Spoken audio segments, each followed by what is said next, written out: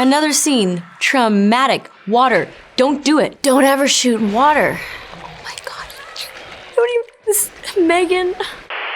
Hi, I'm Amanda Seyfried, and I am revisiting scenes from throughout my career. Here goes.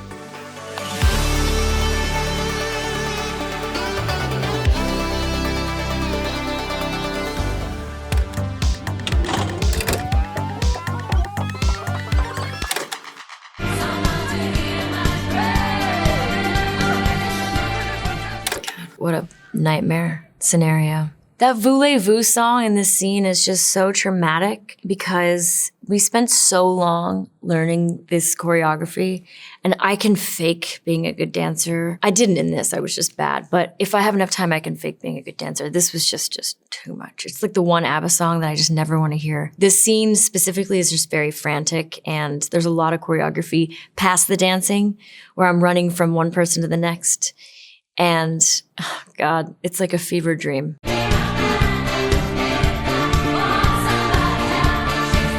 This is the movie that changed my life. I went from getting guest stars, doing small movies for the most part, to being the front and center character in a massive, massive movie. I get to work with all these incredible people. Meryl Streep as my mother. How old are you? The beginning part was shot in the studio, and the part now that I'm watching where I'm running down the hill was shot in actual Greece. So it was months apart. We shot day for night, which is the worst for someone with light eyes because I'm trying not to squint the whole time. Are you my father? Yes. It's one of the purest moments in the movie because there's a lot of pride in Stellan and also a lot of shock and fear, but also just full acceptance in a space of such a small amount of time. And it's a full circle moment. It's beautiful. It's funny too. It's comedically, he's also just very skilled. And I think because of this moment, I always secretly hoped it was Stellan that was really her father. Bill. He was the person who seemed the least likely to want to have kids. And I think from realization to acceptance, there is a scene that was cut of a song called The Name of the Game, and we sing it together, and I'm singing, begging him, what's the name of the game? And I really love that moment with him. We had a lot of fun. We got really tight. We actually did a movie, Stellan and I did a movie right after, where he played my boyfriend. So try that on. Oh no, there's another one. There's another father. I know why I'm here. Why didn't Donna tell me? How long have you known my father? I mean, this is so long ago. I was just a child with so many wrinkles. God, we had so much fun. Also, genius directing. You're having this crazy, insane, torturous, struggle with this girl and with her mother, and then all these men being I'm your it's just such a genius move to have it be during this crazy dance to voulez-vous. It was a struggle for me. Just too much choreography, in and out, not being able to reach people, getting stepped on. Too many people doing too many different things in one room. It's a lot of stress on the actor. But it's so funny how it turns out. It just looks like it was so fun, but there was just so much happening. Emotionally too, I'm just all these men think that they're my father. Can you imagine? And then these people are dancing around you, and it's dizzying, which is, God, I feel like I'm experiencing it for the first time. Poor Sophie. What happens to her?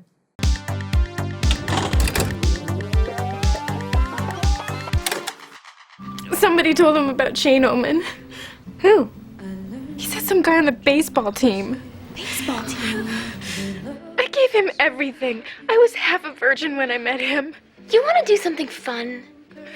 You want to go to Taco Bell? I knew I wanted to be an actor, but it was my first movie. The mics and the cameras, I was just experiencing it like I was on Mars. I was so present, and it was such an enlightening and fulfilling experience. I was so clueless. I think the reason I got Karen was I played that person in high school in order to stay out of the drama. It was a much easier transition into playing Karen from where I was at in my life at that point. I was only 17, so high school was right there.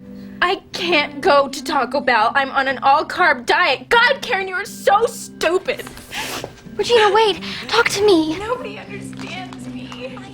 This scene, the four of us kind of trying to make Regina feel better. There's a pretty famous line that I say, do you want to do something fun? Do you want to go to Taco Bell? And to be honest, that was actually the fun thing that I probably would have advised for us in my actual high school as Amanda. I don't know how we created our dynamic as the Plastics. We all came from such different places. We were different ages. Lindsay and I were closer in age, and Lacey was just a few years older, and Rachel was a few years older than Lacey. I remember the feeling of everybody really wanting to be there and really appreciating the ingenious of the script. I remember everybody having a lot of fun. There was just a vibe. They cast it right.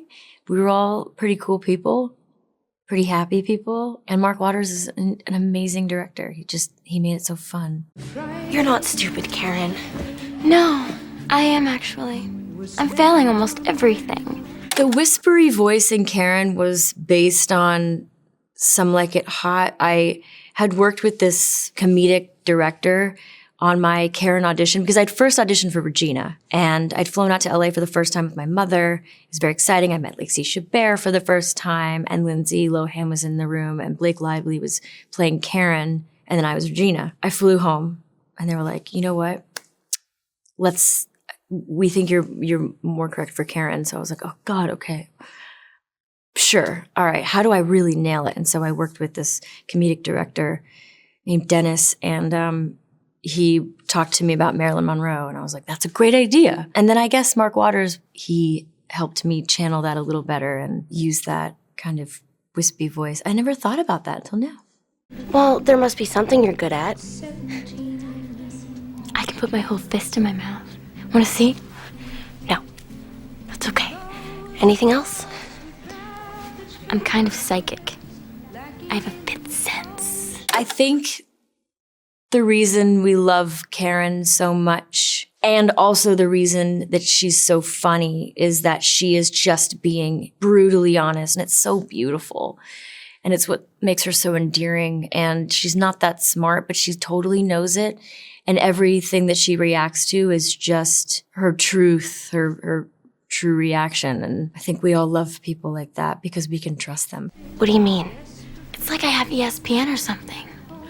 My breasts can always tell when it's gonna rain.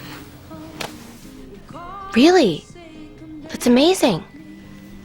Well, they can tell when it's raining. I think this scene in particular leaves a mark because I think we just feel how badly she wants everybody to feel better. Like, it's just that simple. I think we just see she's the person with the biggest heart, and she truly believes that the best idea would be to go to Taco Bell, and that her secret is that she is psychic and has a sports channel. How could you not fall in love with somebody who fully believes that they have ESPN?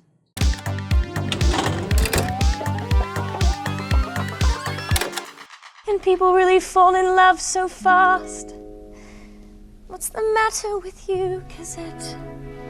Have you been too much on your own?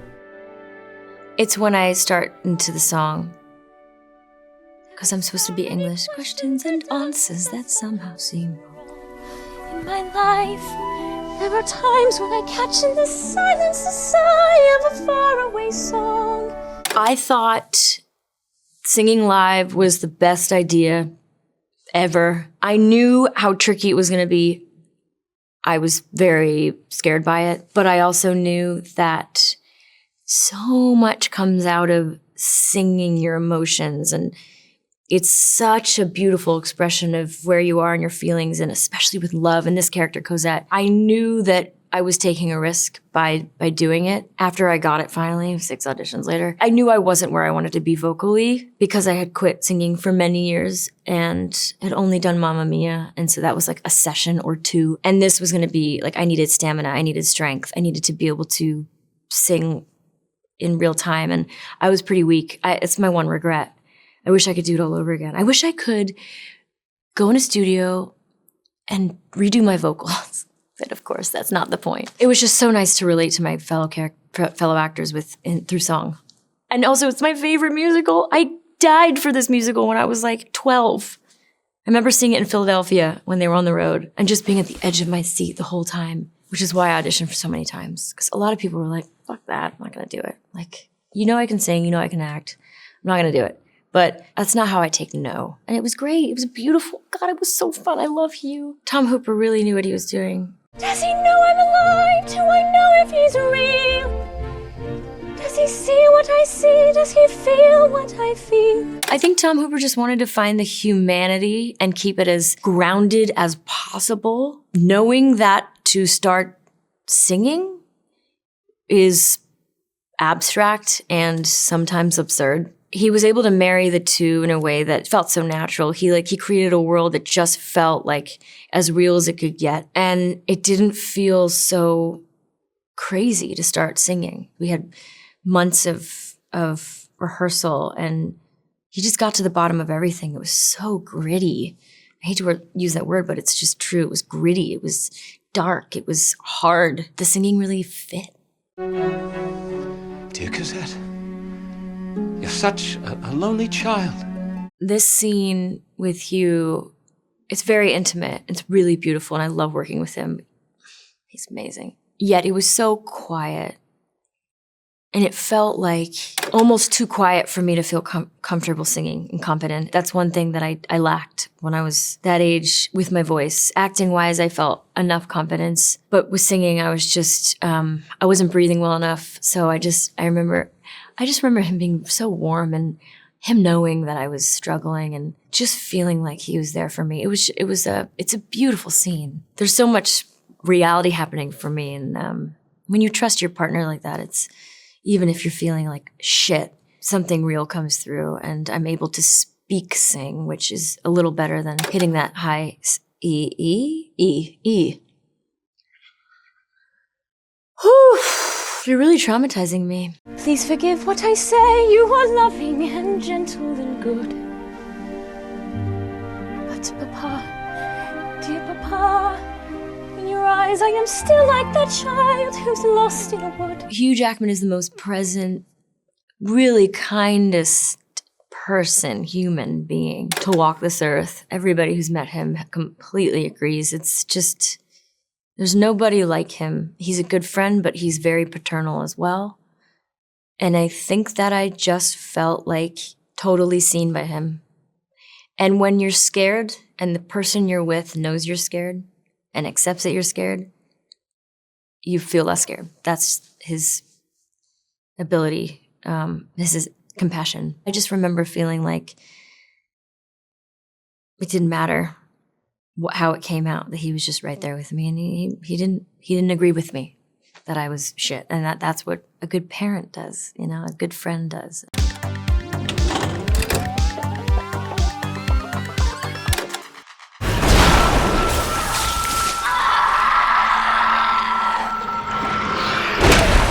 Don't do it. Don't ever shoot in water. This pool is actually really warm. Oh my God. Megan. The special effects in this scene, we were all freezing. I mean, look, I have this zombie vomit on me. We're having a fight and then my boyfriend dies. Like, this was an acting exercise like no other. I don't think I've ever done a scene like this in my life. Karin Kusama, who directed Jennifer's Body, I mean, She's incredible. She was so fun to work with. It was so heartfelt. Megan and I had such a good relationship. This is really emotional for her too. It was like two best friends just telling each other to fuck off. Just beautiful. I love this movie. It holds up. I'm really proud of it. We worked really hard. I had the best time. I just remember being cold a lot during this movie because we were shooting it at night because it's a thriller and a lot of thrillers are shot at night. So every time you see somebody wet in a movie, they're not just wet for a minute or two, they're wet for like 2 days straight. And there's warming tents and hot water bottles, but you know, you have to act through it. This was definitely one of the first action sequences in my career. I think because we shot this towards the end of the movie, I had already done some other special effects action sequences when I'm levitating above Jennifer in the bed, hanging from a harness I remember realizing that it wasn't for me. I don't want to be in pain in that way. I don't want to make mistakes. I go to full throttle when I'm acting, that I don't trust that it will go halfway when you're supposed to like fight or fly up and like keep your balance. Like you learn a lot from the stunt coordinators. They are just invaluable, but I just don't think that that's where my skills lie. And I don't trust myself to be able to do both acting or action. So I learned that at least. And I think I have done a bunch of action stuff, but not as much as I think my peers.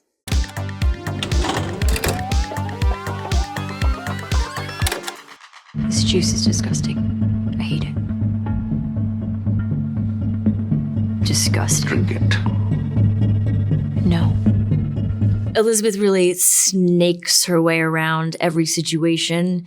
She's so deliberate and cunning and smart and will shapeshift in order to win. And you see that happening in this scene with Sunny. She loses control and then she gains control and then she loses control and she gains control. And she doesn't want to be out of control ever. It's very uncomfortable. For most of us it is, of course. But she finds herself in a situation where she actually doesn't know what's going on and briefly breaks down because she's like incapable for a second of knowing what to do.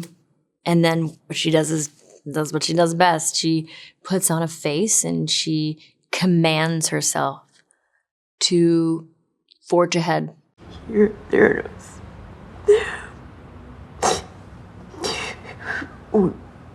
We are developing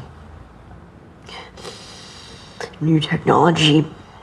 This is an inspiring step forward. What's going through my mind when I'm doing the voice for the first time as Elizabeth in the mirror is that Amanda's thinking, make it hurt, go as low as, like, until it hurts. And Elizabeth, I know, is thinking, find the power, find the depth. They'll only take you seriously if you go all the way, in every way. And this is like, be a man, be the fucking man. But I'm just like, scare yourself. Like, look at yourself and scare yourself. And I think I should let you know that this was additional photography on the last day of shooting. And I said to Michael Showalter, our director of episodes 1 through 4, I said, I don't think we need this. He's like, we do, we need it. Liz really wants it. And I was like, we should call her. I don't think we need this. I just don't think we have time. And then it's like iconic now in terms of the show and how it was marketed. And I'm an idiot. I was wrong. And it was so fun to do. I think I just knew I was done. But I remember thinking like, yeah, scare yourself. Inspiring step forward. Forward. Forward. Forward. This is an inspiring step forward. The only research I didn't do was meet her. I had many, 10 hours of deposition tapes in terms of the voice and the mannerisms and the way she speaks and how she uses her mouth and her hands and even to the way she listened. I got to study, so it was like muscle memory for me. It was so delicious because I've only played 3 real people, and the first 2 times I didn't have any footage like that. This was like, I was rich with information of this person being themselves. If that hadn't existed, I still would have gotten where I needed to be, I think, but it would have taken a lot longer. And then, of course, there's so many interviews where she's just really playing for the audience. Of course, there's glimpses of her. She's still playing, but there's glimpses. She's just such an actor. And God, what a dream role. And I didn't want to put it down. I didn't want to stop playing her. I begged and begged and begged our creator, Liz Merriweather, to write another season because, well, she goes to trial. She gets pregnant. She has a baby. She gets sentenced. Like, even before she got sentenced, she's like, even before her trial was over, her life continues. My job is to sympathize with her. My job as an actor is to connect and relate to as much as possible and have compassion for my character, or I'm not going to be able to do it. When I was finished with the show, I struggled finding any compassion anymore because I'd used it all up, which I didn't expect. This is just an extraordinary, circumstances for me because this is a real person who made the wrong choices. And so I kind of shut out all the deliberateness and I shut out kind of the people who were harmed and kind of try to stick with with where she was and how she might be struggling and where she came from. But it was really hard to not like be so angry with her by the time I stopped shooting, and I was not expecting that. She fucked up so hard, and I had given her so much credit because it was my job, but also because I'm a human being and she's a mother. Anyway.